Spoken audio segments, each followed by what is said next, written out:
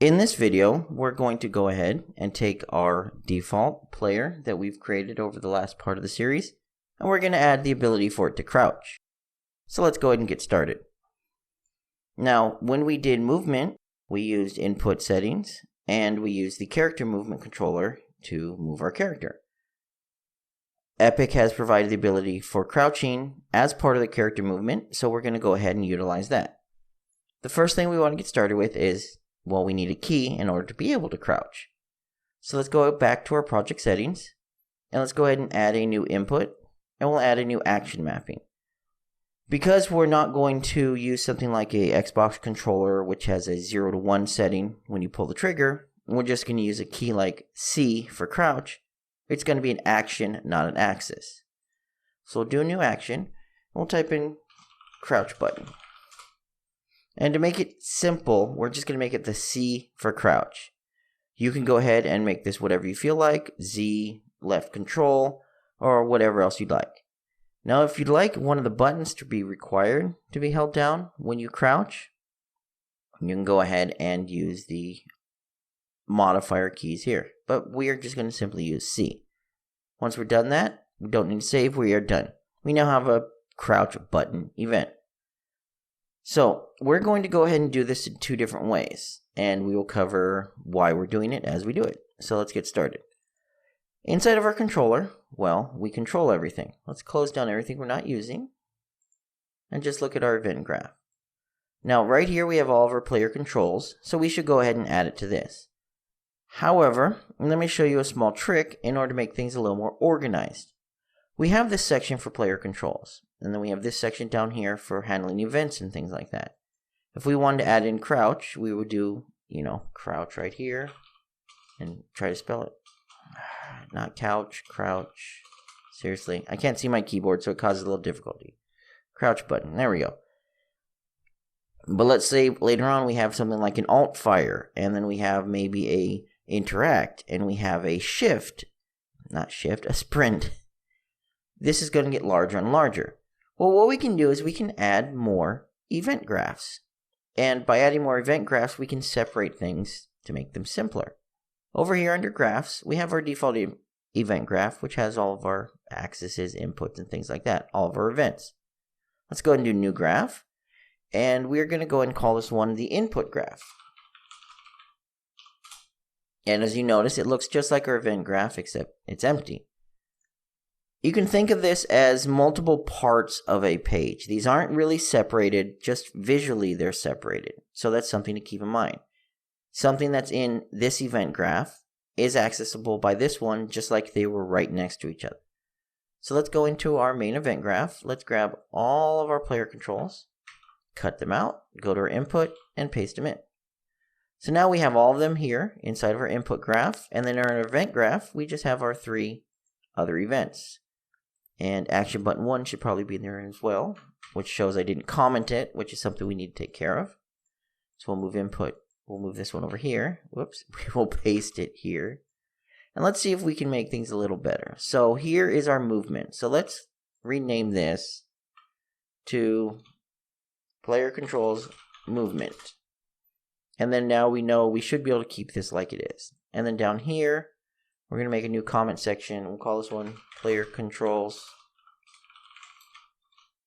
We'll call it actions.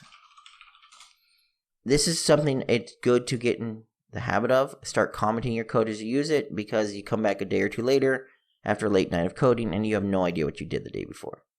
So here we go. We got our player controls action. So let's do the crouch. So we'll do the crouch button, spelling it properly this time. And we'll add the ability to crouch.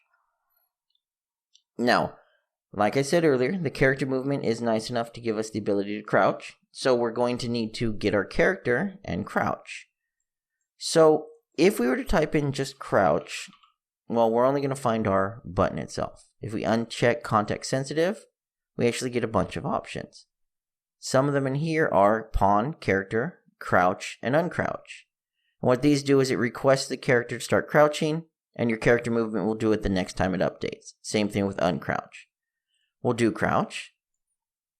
We'll hook it up when we hit pressed, and then we'll hit compile, and we'll get our error. Blueprint self is not a character, therefore target must have a connection. this wants a character. Well, if we get our controlled pawn, like we've been doing before, which is really simple, our controller gives us the pawn we're controlling and we hook it up, well, we're going to have another error. Pawn reference is not compatible with character reference. This returns a pawn. It doesn't return our character. So we need to be able to somehow get our character. Now we're going to switch to doing this better later, but let me just show you the generic, easy way of doing it so we can set things up and look at our issues. This is a pawn, but it doesn't know what type of pawn. Well, if we cast it to our FPS character, which we know it is in this case, it's going to go ahead and allow us to work. Basically, we get our controlled pawn, which is going to be this right here, which is of type character, but the game doesn't know it's a character. That's one of the keys. This just simply returns the pawn. Remember, character is a type of pawn. The pawn is the parent. So therefore, when we get the controlled pawn, we're getting a generic pawn. It could be the FPS character. It could be the enemy characters. It could be one of 17 different types of characters you've created for your FPS, MOBA, RPG, card, TCG, hybrid. Who knows? In this case, we know it's our FPS character, so we can go ahead and say it's our FPS character. Now, if we compile, and, well, we're going to run into an error because this needs to be hooked up. And I'll actually show you a way to get around that.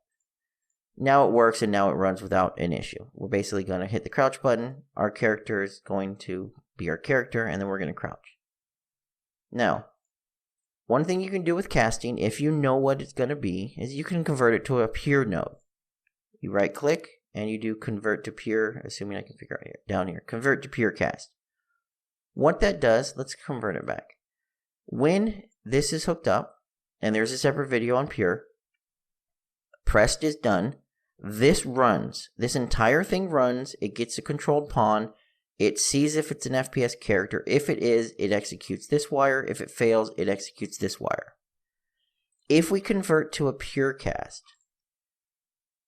what it's doing here is now it's not part of the execute chain. When crouch is executed, it'll go backwards, run this node, and then it'll go backwards and run this node. It's going to go backwards and run them as needed.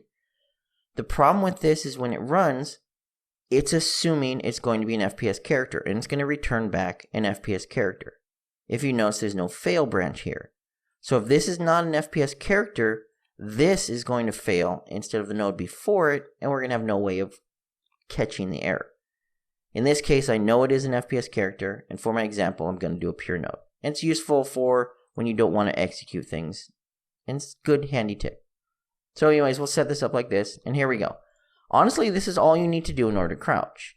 If we were to hit play and hit C, well, nothing's going to happen because we haven't finished setting it up.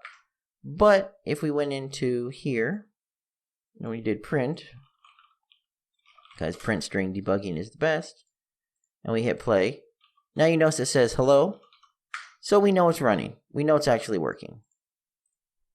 Now, why is our character not crouching? Well, let's actually pull up our character right here. This is our FPS character. And let's figure out why he's not crouching. Well, there's two things. One is obvious and one, unfortunately, is hidden. In the character movement, if we find our crouching option in here, which is hiding every time, we have that right here, max walk speed crouched. This determines the speed when you are crouched and you are walking. By default, it's going to be roughly half of your walk speed, and he's going to go ahead and it'll walk at that speed. But if we check here and we hit C, my speed's not changing. Well, the problem is, and this is something that's nice to know, if you go up to details and search for crouch, there's actually a couple things that are hidden. Well, there's one that's hidden and one that's not. The one that we care about is right here. Movement capabilities can crouch. If we uncheck this and go down to our movement capabilities, let's find where it's hiding again. Right here. Movement capabilities. By default, it keeps it hidden. Just because these say nav agent doesn't mean these are refers to the AI only. This refers to what your character is capable of. And by default, they can jump, walk, and swim. They cannot fly, and they cannot crouch.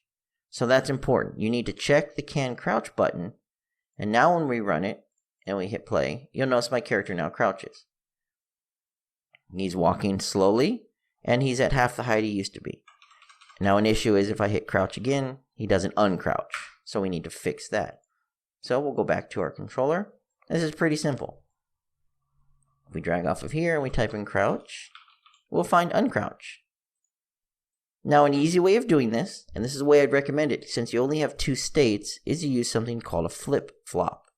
If we drag off of pressed and hit flip-flop, we get our flip-flop node. What this does is when it comes in, it'll execute the first thing, A. The next time it comes in, it remembers what it did last, and it'll run B, which is uncrouch. Let me move this out of the way. Next time it runs through, it'll A, B, and it just flops back and forth between the two of them.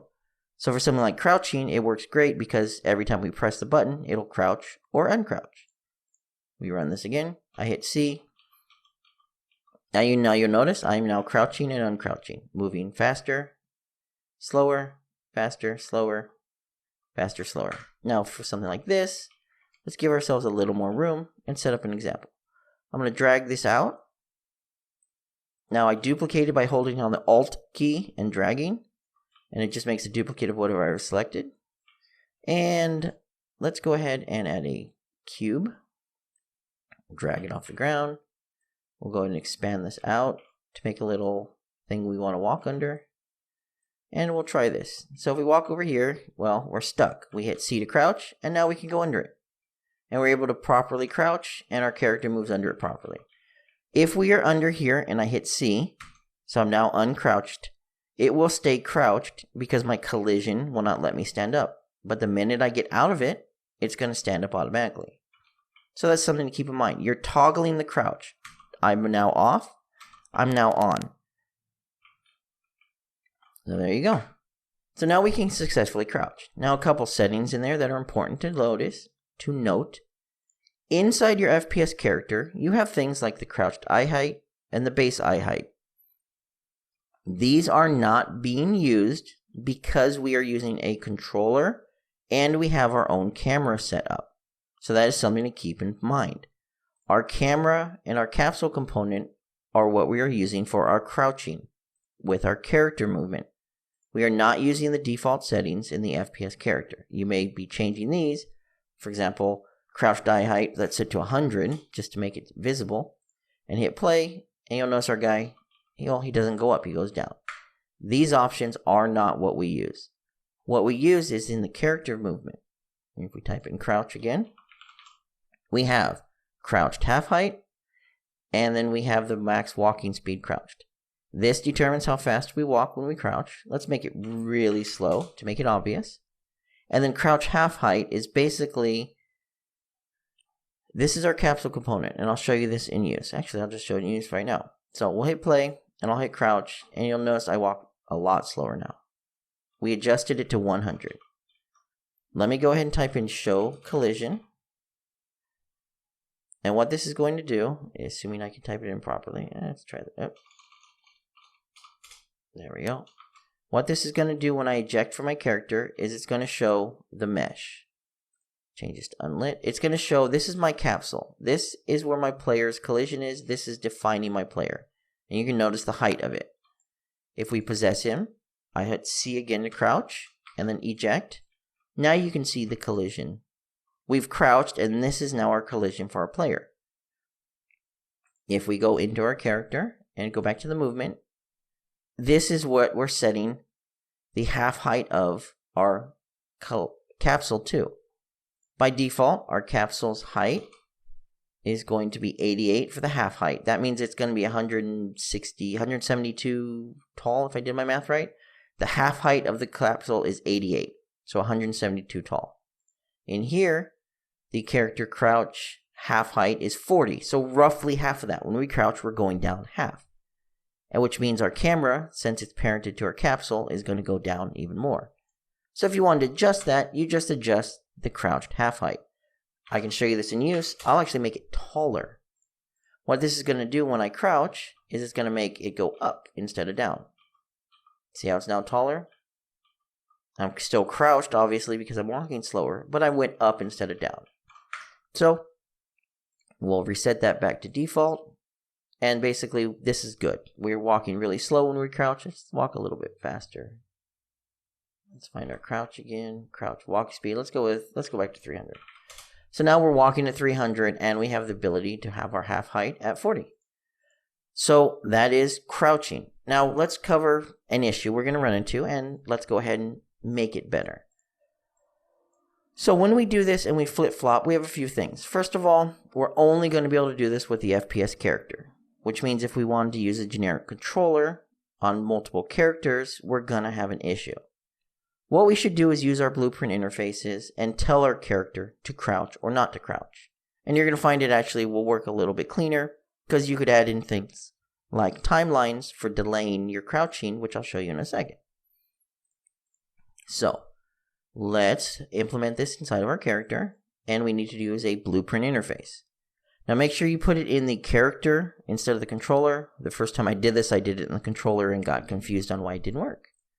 So in our character, we now want to handle crouching and sprinting. So let's call it toggle crouch. And ignore toggle sprinting, that's a different video. Let's handle toggle crouching first.